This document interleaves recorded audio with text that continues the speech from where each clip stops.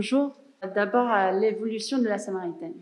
Donc, c'est un palimpseste de forme architecturale qui mariant dans un même ensemble des éléments historiques du XVIIe, du XVIIIe siècle, des bâtiments art nouveau, art déco et du contemporain. Cette image semble être une stable réflexion d'une progression claire, mais en vrai, c'est seulement un snapshot de notre époque. Et la réalité, comme toujours, elle est beaucoup plus complexe. Et pour nous, la beauté du tissu urbain, c'est surtout cette évolution graduelle. Le fait que nous, même si on considère quelque chose emblématique d'une période, souvent elle a été soumise à des rénovations, des ajustements et une programmation et une reprogrammation. La résilience d'un édifice et son potentiel à évoluer avec le temps, avec les changements sociaux et avec des demandes radicalement différentes d'une époque à l'autre, est souvent un testament à sa qualité. Donc la Samaritaine elle-même, elle a commencé dans le 1870, fondée par un Est-Cognac. Il avait que 48 mètres carrés à l'angle de Rivoli-Monet. Mais il était un très bon entrepreneur et son magasin commence à s'élargir très rapidement. Il rachète sur quelques années les immeubles voisins pour son émergent magasin de luxe. Et son succès lui donne la possibilité de faire appel à Jourdain en 1885. Donc c'était une construction faite en plusieurs phases. On voit ici dans l'image déjà la partie qu'on reconnaît de ce qui s'appelle effectivement le bâtiment Jourdain. Et il se progressait et s'est allé progressivement vers la Seine.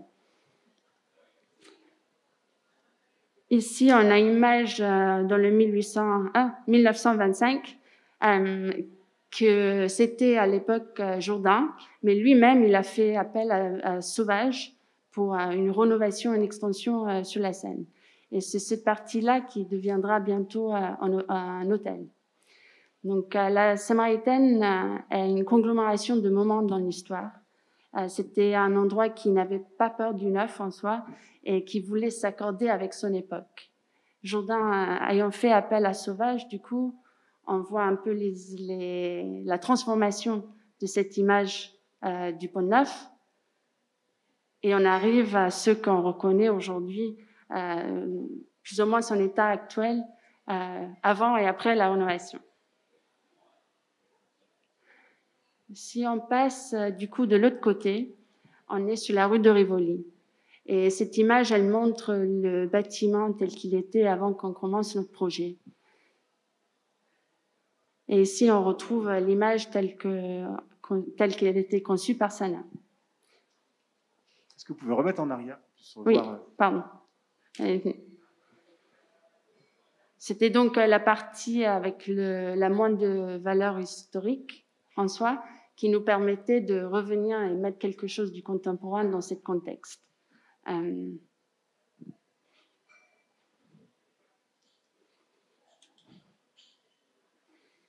Et ce que nous avons vraiment cherché, c'est une légèreté et quelque chose qui permettait un jeu entre le neuf et l'ancien.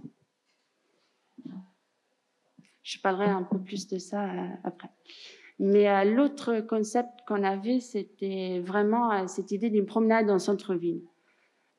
Plutôt que le traiter vraiment seulement comme un bâtiment à renouveler, mais de le traiter vraiment comme une promenade.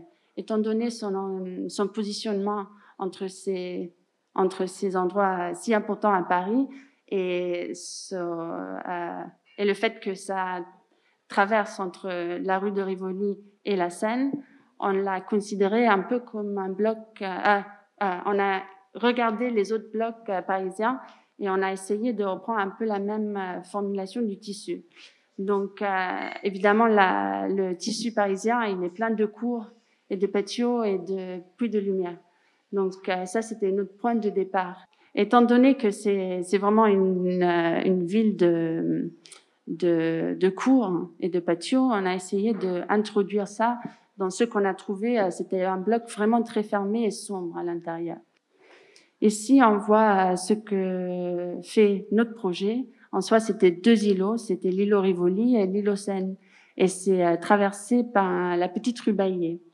Et notre souhait, c'était vraiment de le transformer, comme je disais, en promenade qui nous lie de centre commercial jusqu'à l'eau. Et on a fait ça en introduisant plusieurs patios. Donc on voit ici les 3 gestes principaux.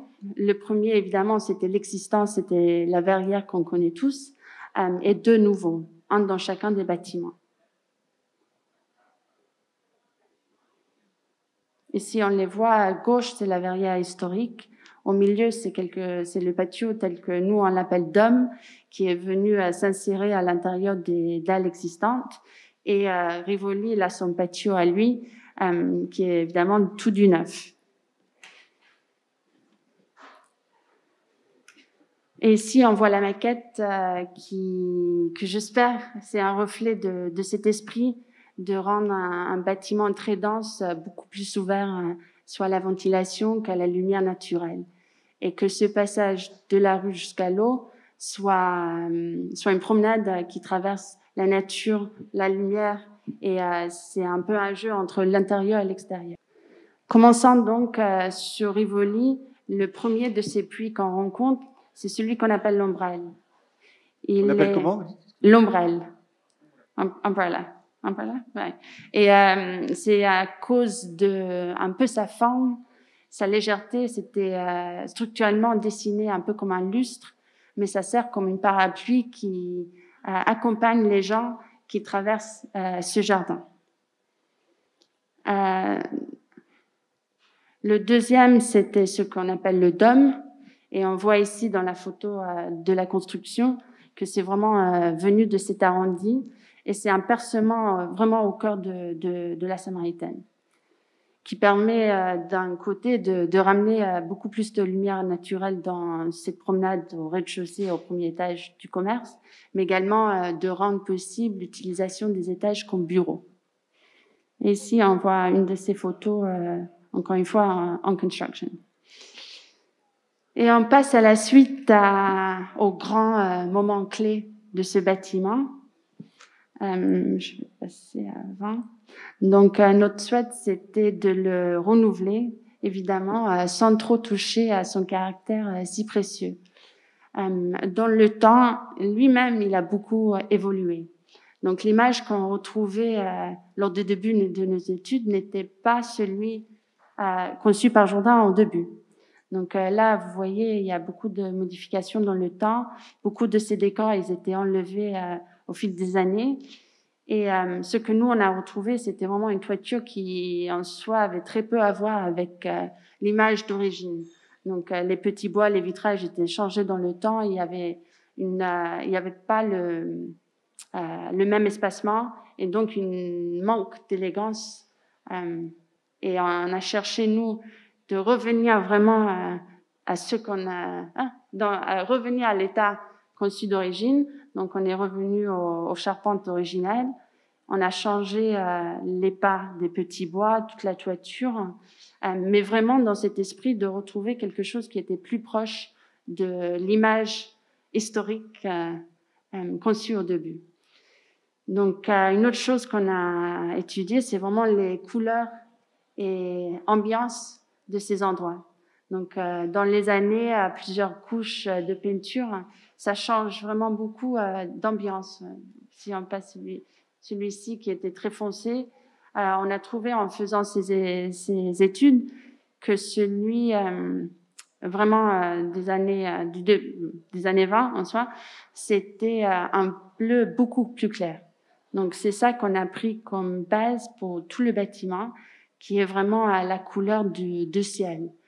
Et ce qu'on a essayé de faire, c'est de minimiser les interventions supplémentaires, évidemment, avec les changements de réglementation et les demandes environnementales.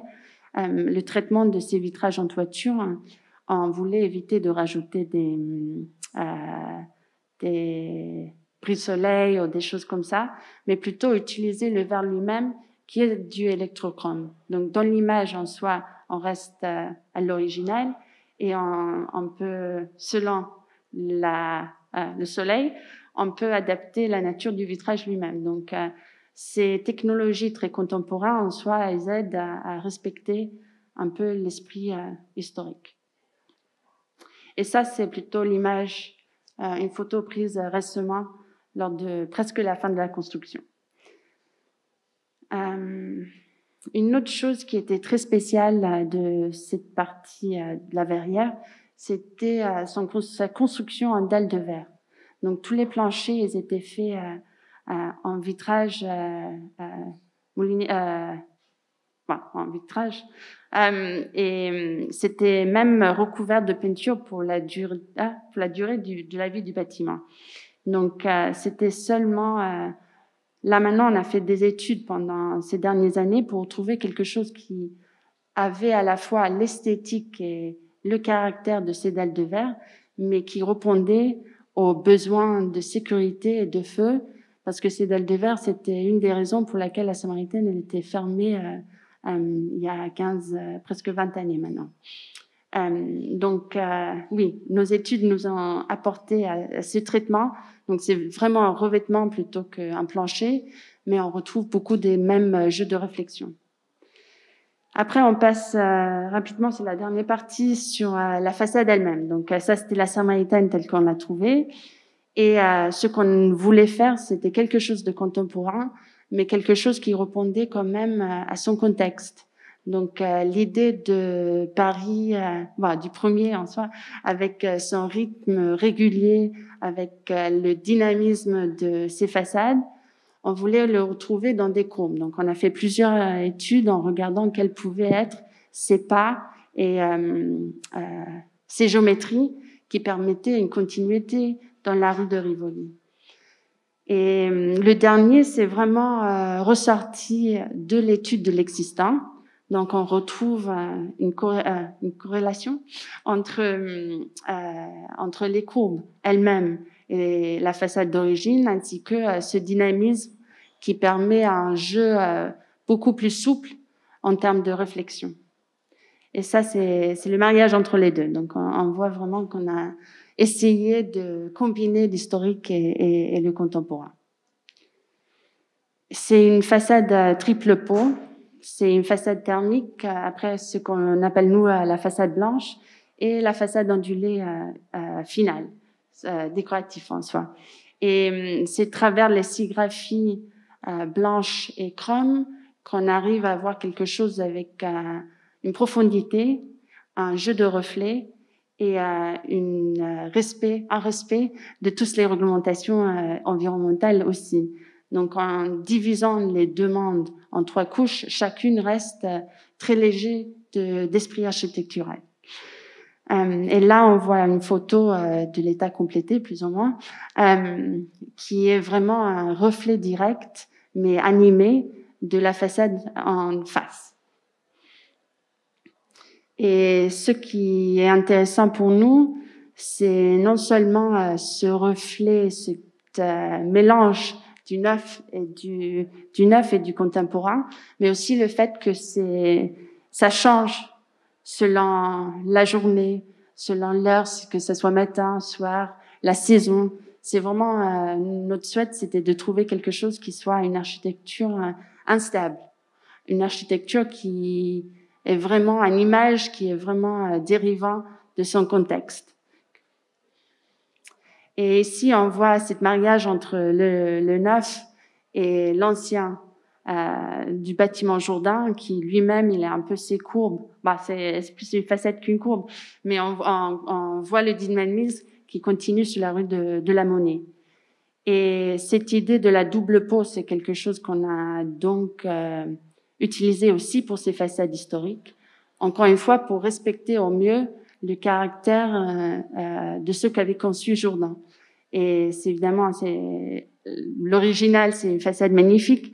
Donc, nous, on voulait vraiment rester détachés de ceci en mettant une peau thermique indépendante à l'intérieur, qui permet à la fois une distance visuelle et de temps en temps, en particulier avec les logements, des jardins d'hiver. Et ça, c'est un peu tout ça que je voulais traiter aujourd'hui, mais je voulais juste vous montrer cette idée de la conglomération, le fait que c'est important de redonner de vie à ces bâtiments historiques, qu'on peut trouver une balance entre, j'espère qu'on est arrivé à le faire, de trouver une balance entre le contemporain et l'historique. Celui-ci, d'un côté, c'est vraiment comme presque une extension des logements du XVIIe siècle. Et quand on le voit de l'autre côté, ça reste un bloc indépendant. Donc, c'est un peu la magie du tissu urbain qui permet ces insertions, cette typologie de acupuncture qui permet de donner plus de vie à tout ce qu'il trouve autour. Et ça, c'est la dernière image que, effectivement, on essaye de retrouver. J'espère que vous auriez l'occasion de passer devant. Je vous remercie beaucoup. Merci beaucoup.